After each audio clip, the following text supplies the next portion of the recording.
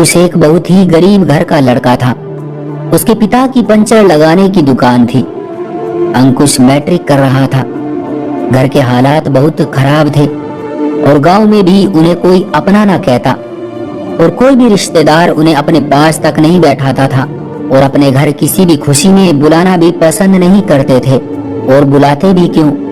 आजकल गरीब व्यक्ति को कौन अपना मानता है? और सगा भाई अगर अमीर हो तो उसे अपने गरीब भाई को भाई कहने में भी हिचकिचाहट होती है। अंकुश कॉलेज से घर आया। मम्मी खाना बना रही थी।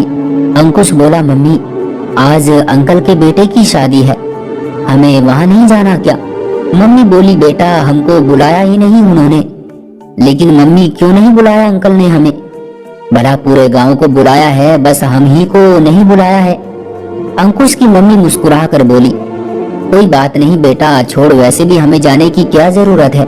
खैर कुछ देर के बाद अंकुश के पिता घर आए और उसकी मम्मी से बोले, बहुत जोर की भूख लगी है। अंकुश की मम्मी बोली, दाल चावल बनाए हैं। अंकुश के पिता के चेहरे पर उदासी थी। बोले, गरीब होना भी एक सजा है। छोटे भाई की अच्छी नौकरी है, बच्चे पढ़ लिख लिए हैं, वो भी अच्छी नौकरी करते हैं। और देखो आज मेरे ही सगे भाई ने मुझे छोड़कर पूरे गांव को बुलाया है, क्या मैं ज्यादा खाना खा लेता? अंकुश की मम्मी बोली, अजी छोड़ो, आप परेशान क्यों हो रहे हो? ईश्वर का आशीर्वाद है, हम अपने घर में इज्जत से 2 रोटी खा रहे हैं। कोई बात नहीं, अगर आज हम गरीब हैं तो क्या हुआ? ईश्वर सभी दिन एक जैसे थोड़ी रखता है, कभी ना कभी तो ये दिन भी खत्म हो ही जाएंगे। लेकिन सोचने की बात तो ये है कि इंसान कितना बड़ा घमंडी हो चुका है। अपनों को सिर्फ इसलिए छोड़ देता है क्योंकि वो उसके स्टेटस के नहीं होते।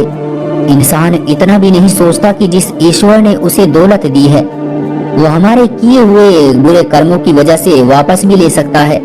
खैर सर्दियों के दिन थे। अंकुश कॉलेज पहुंचा। खुले जूते पहने थे जिनमें सर्दी लग रही थी। रास्ते में प्रिंसिपल मिल गए तो वो अंकुश को बोले, बेटा कल से बंद जूते पहन कर आना, इन जूतों में तुम्हें सर्दी लग जाएगी, बीमार पड़ जाओगे तो पढ़ाई छूट जाएगी और उससे आपको और भी ज्यादा प्रॉब्लम होगी। अंकुश ने हाँ में सर हिलाया और बोला, ठीक है सर जी। कॉलेज की छुट्टी हुई, घर आ गया और अपने पापा के आने का इंतजार करने लगा। आज पापा को आते ही बोलूंगा कि बंद जूते लेकर दो। शाम में उसके पापा घर आए और अंकुश के पास आकर बैठ गए और अंकुश पढ़ाई कर रहा था। उसके पापा बोले, जा बेटा मेरे लिए खाना लिया। अंकुश ने खाना लाने से पहले बोला, पापा मुझे तुमसे कुछ बात करनी है। उसके पापा ने कहा, जा बेटा पहले खाना ले आ। अंकुश जल्दी जल्दी में पापा के जूते ही पहनकर चला गया। उसने खाना ला कर दिया और जैसे ही पानी लेने के लिए नल पर गया तो उसे अपने पैरों में कुछ ठंडा ठंडा महसूस दिया। उसने जब जूते को पलटकर देखा तो जूते में छेद खुले हुए थे। पापा जो जूते पहनते थे वो बिल्कुल खराब हो चुके थे।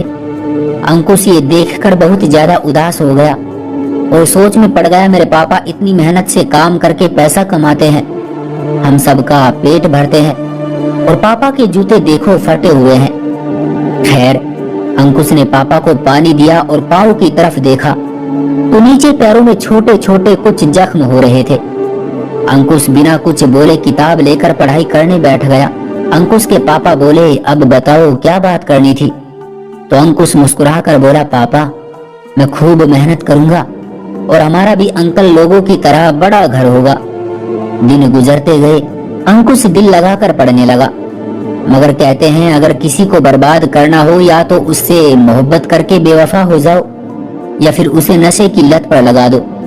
मगर अंकुश में ऐसी कोई भी बुराई नहीं थी। वह एक बहुत ही होशियार स्टूडेंट था और इसी कारण उसके कुछ दोस्त उससे जलते थे क्योंकि अंकुश बहुत सारे टीचर्स का पसंदीदा स्टूडेंट भी था, जिसके चलते उसके दोस्त उसे बोलते, ले यार सिगरेट पी। अंकुश ने कुछ दिनों तक तो मना किया लेकिन नासमझी में अक्सर दोस्ती मजबूर कर देती है। एक दोस्त बोला, अंकुश छोड़ना यार, ये भी कोई यारी हुई, तुम हमारे लिए सिगरेट का एक कश भी नहीं लगा सकते और खुद को हमारा दोस्त बोलते हो। अंकुश ने अपने दोस्तों को ज्यादा नाराज ना करने की वजह से सिगरेट का एक कश लगा लिया। फिर धीरे धीरे एक कश से पूरी सिगरेट पर बात आ गई और वो बर्बादी की तरफ निकल पड़ा। सिगरेट पीकर घर आता, फिर घर में छुपकर सिगरेट पीता। अंकुश मैकेनिकल इंजीनियरिंग कर रहा था। कुछ दिनों के बाद दोस्तों ने सिगरेट से पाउडर के नशे पर लगा दिया। अंकुश के पिता को उस पर शक होने लगा, ये कुछ तो गलत कर रहा है, लेकिन उन्हें अंकुश से ऐसी कोई उम्मीद नहीं थी। उन्हें अंकुश पर पूरा भरोसा था। अंकुश का ये लास्ट ईयर चल रहा था, मगर वो अब घर से कॉलेज का बोलकर जाता और दोस्तों के साथ नशा करता और पूरा दिन उनके साथ ही पड़ा रहता। कभी किसी से लड़ाई करता और कभी कभी पीट कर घर आ जाता। एक दिन गांव के एक लड़के ने उसे नशा करते देख लिया। वो कॉलेज के कपड़ों में नशा करने वालों के साथ बैठा हुआ था। उसने अंकुश के पिता को बताया, अंकल तुम्हारा लड़का तो नशेड़ी है। और कुछ ही दिनों में ये बात पूरे गांव में फैल गई और गांव के लोग और रिश्तेदार कहने लगे, जैसा बाप बेटा भी वैसा ही निकला। कभी किसी से लड़ाई करता और कभी पीट कर घर आ जाता। अब गांव वाले और रिश्तेदारों ने अंकुश के पिता का मजाक उड़ाना शुरू कर दिया। कहते, बड़ा बोलता फिरता था, मेरा बेटा इंजीनियर बनेगा, बहुत बड़ा आदमी बनेगा। वो देखो इंजीनियर साहब नशा करके पड़े हुए हैं। मम्मी भी बहुत रोती, अंकुश बेटा ये किस रास्ते पर चल पड़ा तू, हमको जीते जी मार दिया तूने। एक दिन जब अंकुश नशा करके घर लौटा तो उसके पिता उसके सामने खड़े थे। उसके पिता ने उसके हाथ से बैग लिया और अंकुश को अपनी बराबर में बैठाया। वो नजरें झुका रहा था तो उसके पिता बोले, कोई बात नहीं बेटा, सर मत झुका, मैं तो पिता हूँ तेरा, सब तुम्हें लाख बुरा कहें मगर मैं तुम्हें गलत नहीं कह सकता। और अंकुश की मम्मी को बोलने लगे, जाओ खाना दे दो अंकुश को। उसकी मम्मी ने उसे खाना दिया। उसने रोटी तोड़ी, उसके हाथ कांप रहे थे, उससे रोटी भी नहीं खाई जा रही थी। सारी सब्जी अपने कपड़ों पर गिरा ली।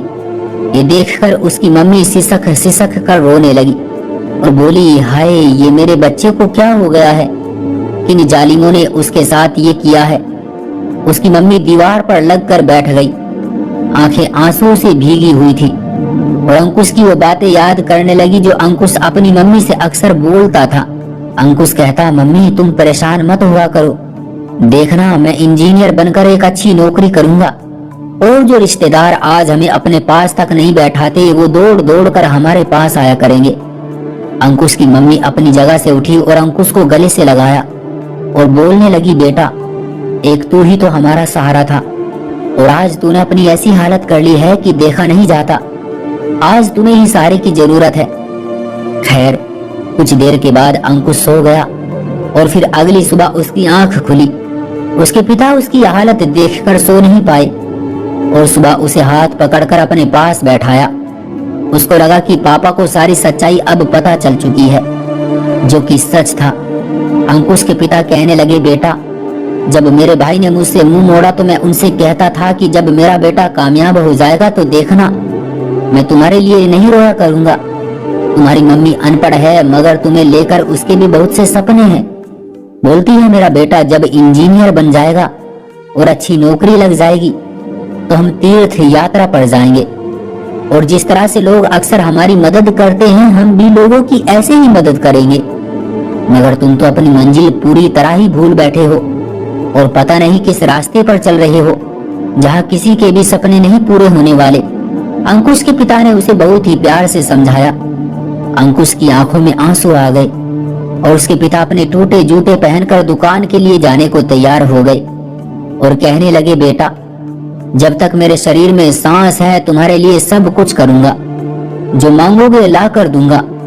पर तुमको इस हालत में देखकर तुम्हारी मम्मी बहुत ज्यादा रोती है। ये कहकर उसके पिता अपनी पंचर की दुकान पर चले गए।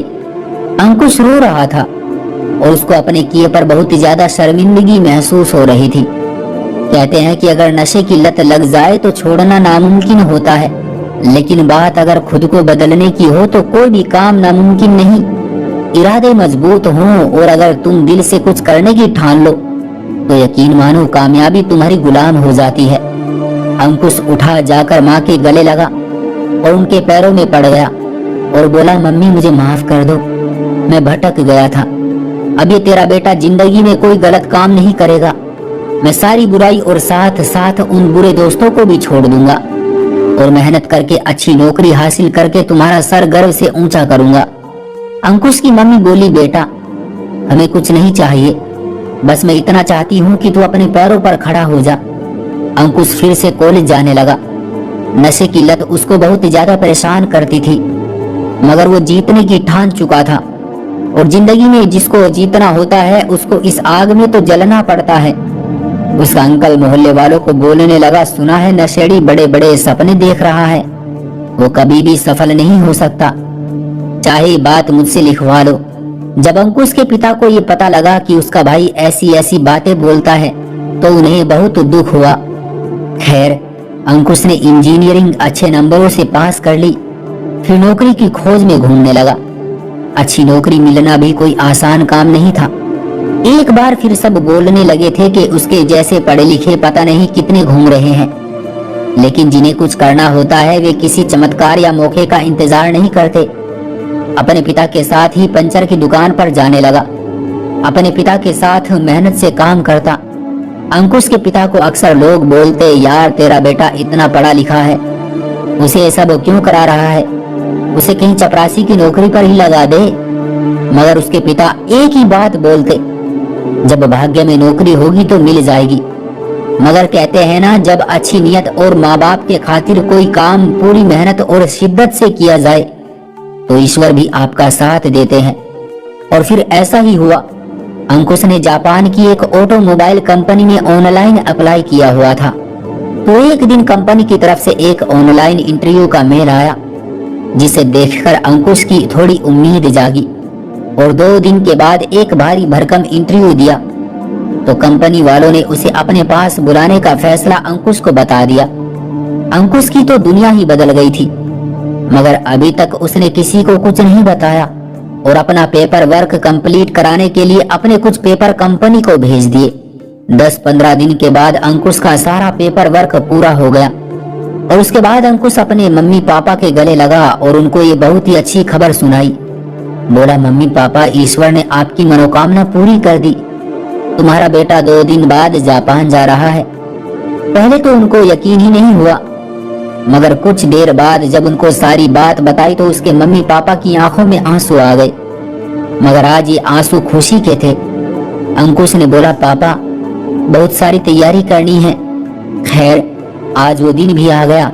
अंकुश के पिता पुराने से कपड़े पहने ही उसे एयरपोर्ट छोड़ने गया। आज रिश्तेदार भी देख रहे थे कि जिनकी औकात 2 वक्त का खाना खाने की नहीं थी, आज उनके बेटे की मेहनत उसे जापान ले जा रही थी।